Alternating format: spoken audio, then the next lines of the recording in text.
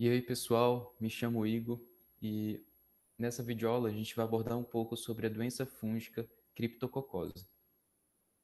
No decorrer da apresentação, nós iremos abordar aspectos gerais sobre a doença, seguido da epidemiologia, da fisiopatologia e quadro clínico, do tratamento, do prognóstico e algumas referências que foram utilizadas para a escritura dessa videoaula.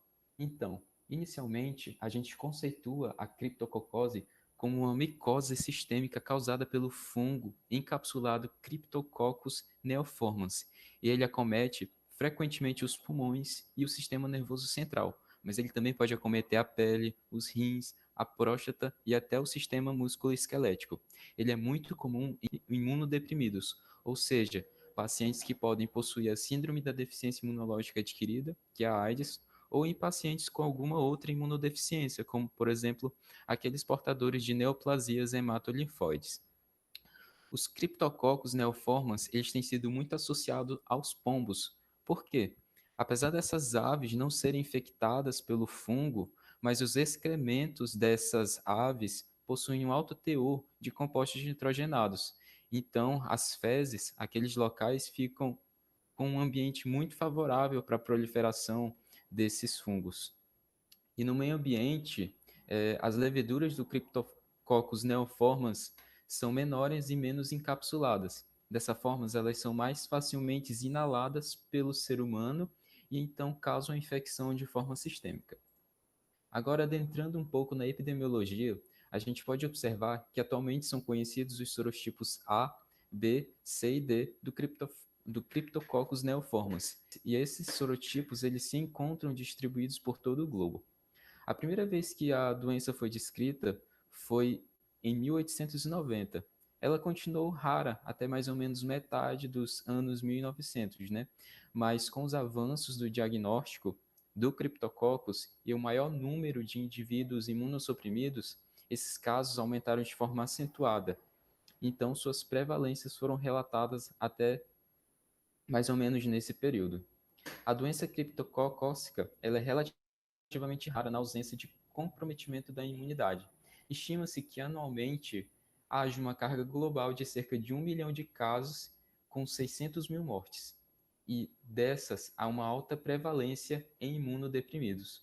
Porém, com o advento da terapia antirretroviral efetiva, a incidência da criptococose relacionada à AIDS foi drasticamente reduzida entre as pessoas tratadas.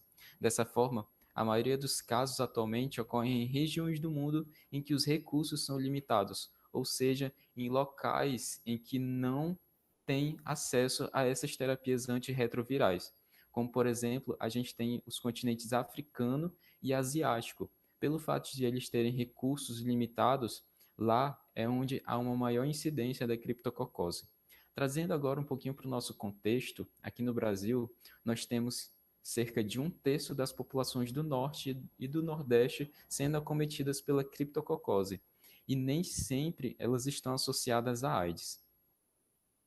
Agora, entrando na fisiopatologia e no quadro clínico, vamos começar pela fisiopatologia. O microorganismo ele é inalado do meio ambiente, causando inicialmente uma infecção pulmonar. Nesse momento, a principal defesa do hospedeiro é a fagocitose e a citotoxicidade dependente de complemento, seja por macrófagos ou neutrófilos. As células natural killer também podem entrar nessa defesa e eles podem eliminar o microorganismo do corpo. Na maioria dos hospedeiros imunocompetentes, a infecção se permanece localizada ali no pulmão. Opa, se permanece localizada ali nos pulmões e não há a presença da doença. Porém, em imunodeprimidos, há uma disseminação dessa doença.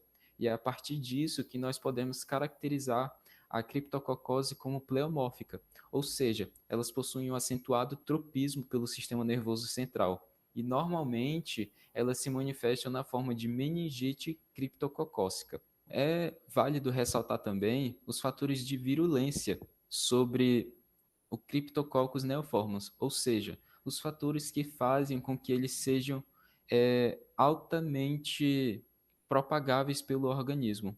Um dos principais fatores é a presença da cápsula de polissacarídeos. Esses polissacarídeos apresentam vários efeitos imunomodulatórios sobre a resposta do hospedeiro, como a inibição da fagocitose e a supressão da imunidade mediadas por células T e tolerância imunogênica.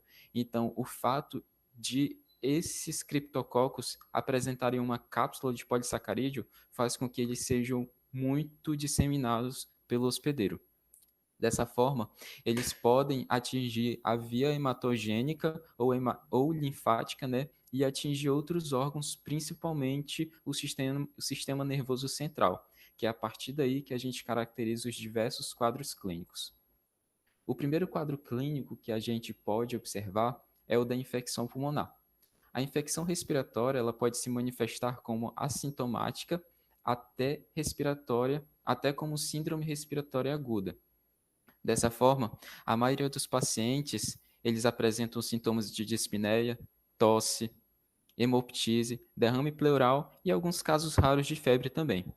Os exames radiológicos, eles podem mostrar nódulo solitário, consolidação lobar ou infiltrado intersticial com derrame pleural.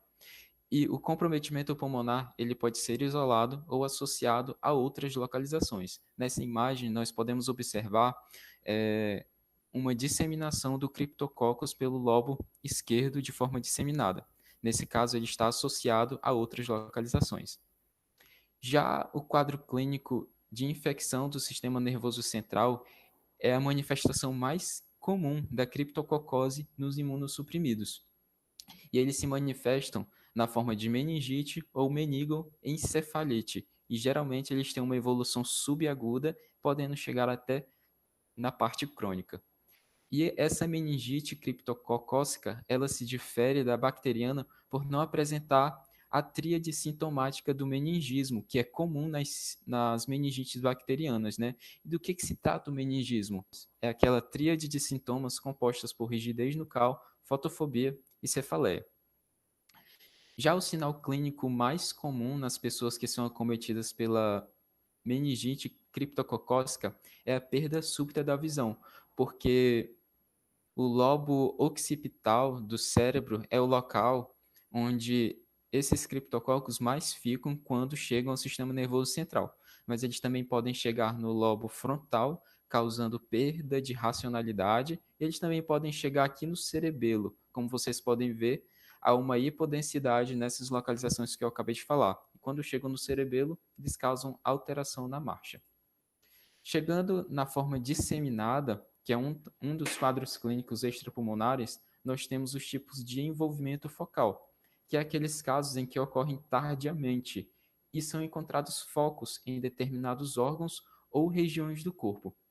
Também nós temos as formas apresentadas de lesões cutâneas, em que elas podem chegar até a pele, né, como o próprio nome já diz, e causar algumas lesões, como placas, púrpura, vesículas, nódulos, úlceras, fístulas e até celulite. Nessa imagem aqui nós podemos observar um tipo de criptococose cutânea primária. Já em relação ao tratamento da criptococose, de uma forma geral, não levando em consideração os casos particulares, nós temos que os tratamentos são feitos com antifúngicos. Quando uma pessoa é acometida com uma infecção pulmonar leve e moderada, podem ser administrados doses de fluconazol a depender ali da pessoa. Já em casos de infecção pulmonar grave, disseminada e que chegaram até o sistema nervoso central, também há administração de dose de fluconazol. Porém, essa administração é diferenciada em relação à dose, porque tem que se obedecer às fases de indução, consolidação e manutenção. Cada fase dessa dura determinado período. A indução dura no mínimo 2 semanas, a consolidação dura no mínimo 8 semanas e a manutenção, que é a última, dura no mínimo 1 ano. E nessas fases são administradas diferentes doses de fluconazol. Também podem ser administradas outras doses, a depender dos casos particulares da pessoa. Por fim, nós entraremos aqui no prognóstico, né? Nós temos que, mesmo com o tratamento antifúngico, a criptococose está associada a altos índices de mortalidade entre as pessoas que estão acometidas pela doença. Para a maioria dos pacientes com criptococose, os prognósticos mais importantes são a extensão e a duração dos déficits neurológicos, principalmente naquelas pessoas que são acometidas por criptococose no sistema nervoso central. A maior característica delas é apresentar esses déficits neurológicos graves. Além disso, nos pacientes com imunodepressão, é, por exemplo, a AIDS, né, o que se pode esperar é que o tratamento antifúngico induza a remissão. E essa remissão, esse tratamento, no caso, né, pode ser mantida com um tratamento supressor pelo resto da vida. Por outro lado, né, nas pessoas que são imunocompetentes, a criptococose pode ser facilmente curável com um antifúngico. Então, ela pode ter ali seu bem-estar pelo resto de sua vida. E é isso, pessoal. Para mais informações sobre a doença criptococose, vocês podem achar nessas referências aqui.